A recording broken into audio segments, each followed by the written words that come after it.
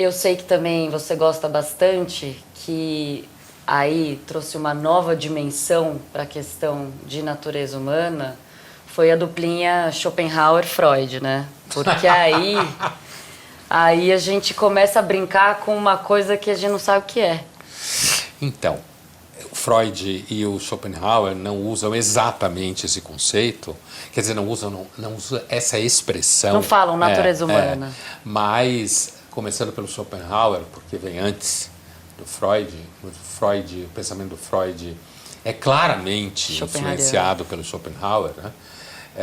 É a ideia de que existe em nós uma essência, o Schopenhauer fala assim, existe em nós uma essência que é uma vontade, que está em toda parte, mas que em nós ela atingiu uma espécie de consciência de si mesma, mas que não é plena, porque na realidade a vontade continua inconsciente, mas a gente consegue fazer representações, né?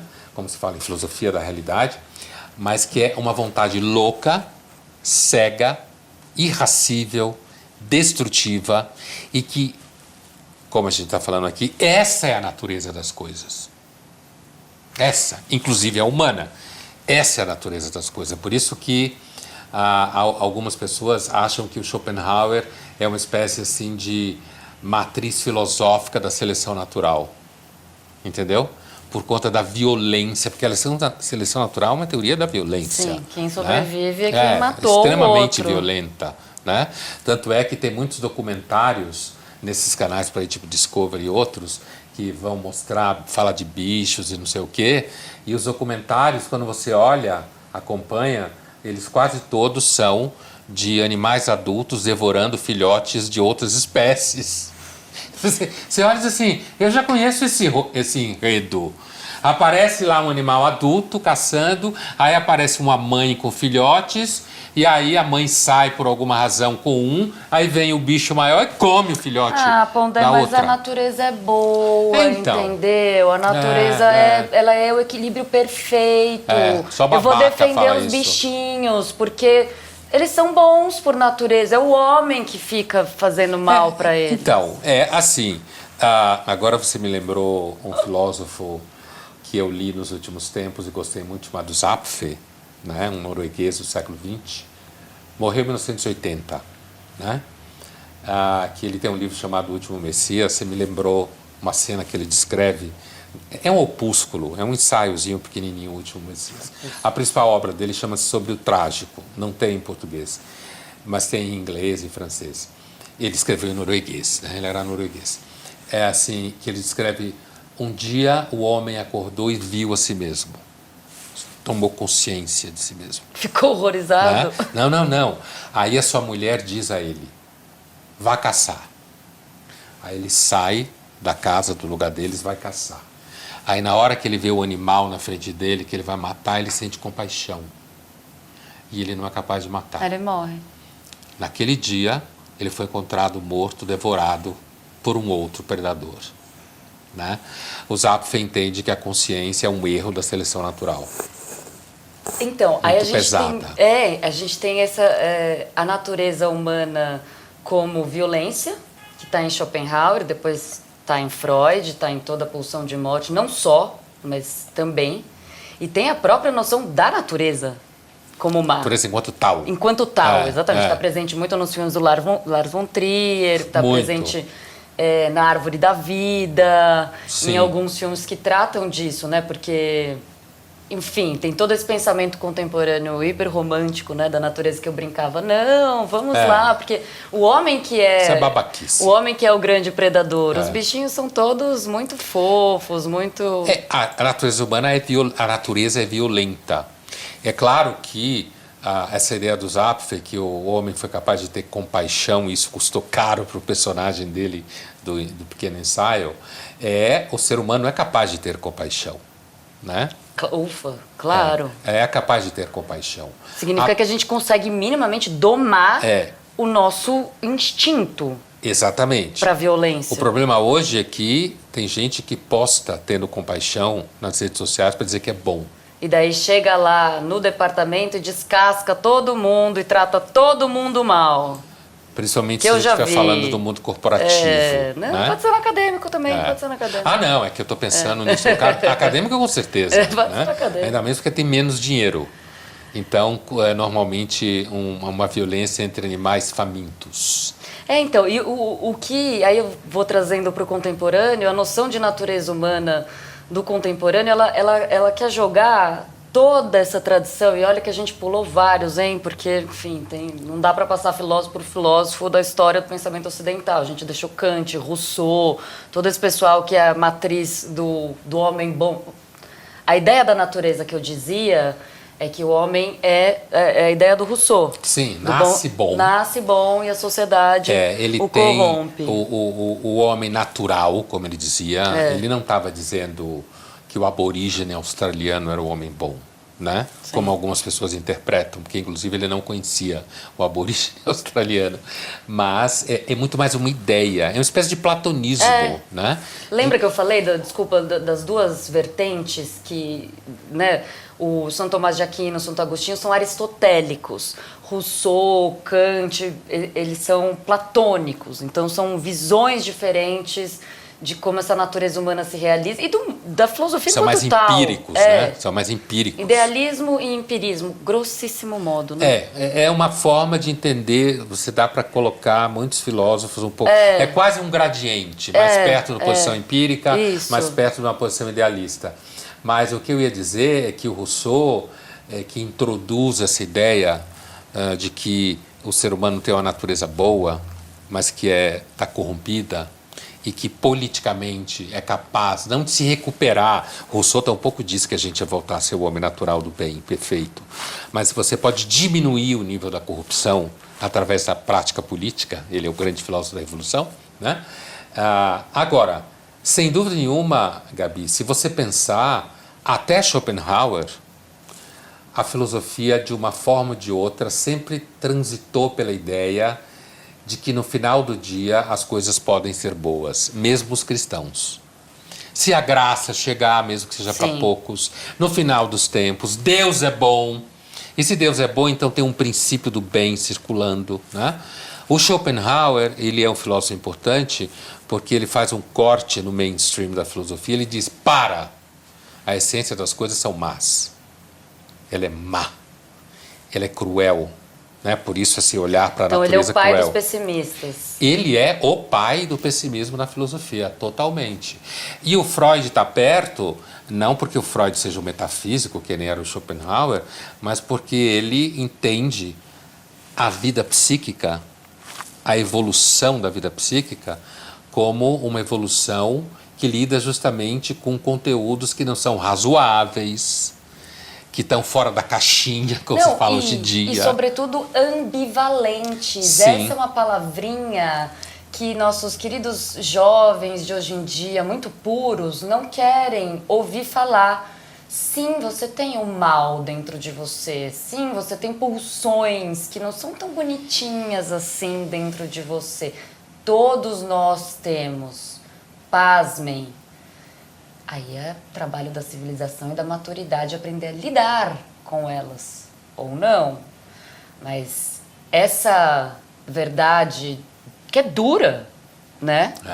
Ninguém quer se ver. Fere a vaidade. Fere a vaidade, fere sua autoestima, fere sua imagem de si próprio. Como assim eu sou essa pessoa? Aí sabe como eles chamam? Pensamentos intrusivos. Sai, sai, sai. Não, esse pensamento não é intrusivo, é seu. É seu mesmo, pode ficar tranquilo. Faz mal, né? Não, eu não sou esse pensamento intrusivo, não, isso não sou eu. Uma vez eu escutei de uma aluna... É melhor acolher, para usar a palavra também que vocês gostam. Acolhe, aceita ele, faz carinho nele que ele passa. Uma vez eu escutei de uma aluna, quando eu dava muitas aulas de literatura clássica, sobre Macbeth, do Shakespeare, por que ela era obrigada a ler Macbeth, né? Porque o Macbeth, ela já estava no vocabulário dos safe spaces e do trigger warning. Safe areas. Já estava nesse vocabulário. Que o Macbeth fazia mal a ela, né? E como fazia ela se sentir mal, então ela não devia ser obrigada a lê-lo na faculdade. Então, fazer se sentir mal eu me reconheço nesse sentimento que não é tão puro.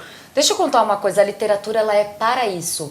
Pelo menos uma das eu acredito, uma das maiores funções da literatura é a educação sentimental. É você se reconhecer naquilo que você não gostaria de se reconhecer e falar, puxa, é verdade. E aí você vai vivendo essa miséria com a personagem. No final tem um efeito meio catártico, assim, que faz bem.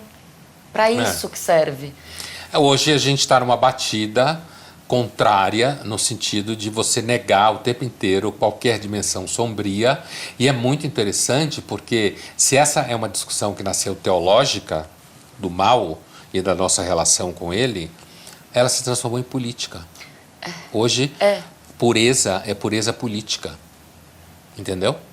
Eu não sei como as pessoas conseguem ser tão hipócritas, porque a coerência, para mim, ela é um valor, assim, sabe? Você, mais ou menos você falar o que você faz e você faz o que você fala. Quanto mais discrepante, pior é, assim, porque, vou te falar, as pessoas percebem, né? As pessoas percebem. Sim, incoerência adoece. Exato. Incoerência adoece. Exatamente, incoerência adoece. Então, é tão gritante, assim... Vou dar um exemplo bem prático, tá? Pra vocês entenderem que a tia tá falando. A tia voltou. Que a tia tá falando. Então, se você defende a Palestina e vai, agora eu vou mexer no vespeiro, e vai boicotar Israel, por que você vai pro Irã e acha o Irã legal? É uma pergunta, né? Não é uma pergunta? E por que você não se revolta com o que o regime iraniano faz? Isso! Não, é uma pergunta. Mas na realidade ele pode não saber responder. Mas é porque não sabe. Ele acha que como o regime iraniano é inimigo dos Estados Unidos, então ele deve ser bom. É anti-imperialista. Assim como quem hoje acha a China maravilhosa e esquece que a China é um regime autoritário. Vai lá, tem câmera para tudo quanto é lado. Você não consegue dar um passo para fora de onde você quer ir. É mais ou menos isso. E por quê? Porque é aquele pensamento extremamente binário, aliás. Que não é ambivalente. O binário é o oposto do ambivalente que a tia falava. Então, se eu acho o imperialismo americano X, então qualquer um que se opõe ao imperialismo americano, eu acho que será bom. Então, mesmo que no caso o governo iraniano, que não são os iranianos como um todo, o governo teocrático iraniano acaba com a população, com mata... as mulheres, e eles são, na realidade... Boicota a Palestina mesmo e defende o Irã. Eles assumiram, o Irã assumiu a vice-presidência... Boicota a Palestina não, boicota o Israel. O Irã assumiu a vice-presidência da cadeira de desenvolvimento social da ONU. E dentro dessa cadeira de desenvolvimento social está direitos humanos, políticas de gênero, não é piada. Não é piada. É que a ONU é uma piada. Não, tá, então, exato, porque daí... A ONU é uma piada, né? Mas, enfim, para finalizar, o pensamento pós-moderno e contemporâneo, ele, então, na política, nega, assombra, ambivalência, o mal, pulsão de morte, dê o nome que quiser, né, Pondé? Sim. Nega essa dimensão obscura que, felizmente, todos nós temos. E tem um outro papo, que é o papo do sapo, né? Que a natureza humana, para os pós-modernos, eles brigam com essa noção de essência. Como se quando a gente falasse em essência, a gente está falando de uma substância ontológica que atravessa o espaço sideral. É que começou assim, né, na filosofia. Então, mas mesmo a substância de que eles falavam não é... Eu entendo que é assim, algo que é do humano. Sim. Mas do Homo sapiens sapiens como espécie e da capacidade racional que a gente tem, que os outros animais não têm, ponto, né? Uhum. Dá pra você não forçar e ter essa leitura. Então, se a natureza humana... Brigam com a ideia de essência. Se a natureza humana não existe, ela não existe porque é tudo construído socialmente. Então, uma mulher, ela é uma mulher porque foi construída socialmente, senão ela seria um homem. Não tem nada de mulher. Biológico, exatamente. Né? Não tem nada... Termina a frase. Uma mulher não nasce mulher, ela se transforma em mulher. Ela se torna mulher. Ela se torna mulher. Que é a famosa frase da Simone de Beauvoir, que inaugura toda, que vai passar pela Butler, que vai passar pelo feminismo contemporâneo, toda essa vertente de que a gente é 100% construído socialmente e a biologia não play nenhum role, assim, né? Não sei porque me vem em inglês. Mas ela não tem nenhum papel. Não tem nenhum papel, exatamente. Não tem nenhum papel na Constituição feminina. Daí, por outro lado, tem a neurociência que diz que hormônio é tudo. E aí, se o hormônio é tudo, então como que eu não vou ter a diferença entre o feminino e o masculino, que é biológico? Então se vira essa cacofonia louca, né? O mundo hoje é bastante... É uma pena que as ciências humanas ajudam, em A alguns casos, a criar essa cacofonia. cacofonia. Mas, no fundo, essa ideia de que você pode ser o que você quer, né? Uma samambaia, De eu lembro alguma quando você forma, escreveu isso na uma Folha. samambaia, você pode ser o que você quer. No fundo, é a afirmação do consumidor que tem o direito de comprar o que ele quiser. Exato. E aí você vê transformações corporais, coisas tão cedo, que depois você olha e fala, cara, essa pessoa vai passar por tanta coisa na vida. Imagina se ela se arrepende das coisas que ela está fazendo. E acontece, né? Porque faz com 20 anos, 15, achando que tá... 12, 13, essa discussão de gênero, inclusive, nos Estados Unidos, pega fogo, né? Mas, assim, essa teoria socioconstrutivista, que afirma que tudo é criação social, é tudo construção social, se alguém, como se fala por aí, trabalhado no niilismo, se fala para roupa, né? Mas assim, alguém trabalhado no niilismo, colado no quando niilismo. houve essa discussão, na realidade o que você ouve é uma criancinha infantil brincando com um leão, que ele não sabe que é leão porque ele é uma criancinha, porque o socioconstrutivismo, ele é um passo para você perceber que os niilistas tinham razão. Que tudo é nada. Tudo é nada. Você pode fazer o que quiser. E por isso a brincadeira do sapo, porque se a natureza humana ela é totalmente construída, o sapo, então, pode um dia... Ele é uma construção social. Essa era a brincadeira. Ele pode dizer que é príncipe. Exatamente.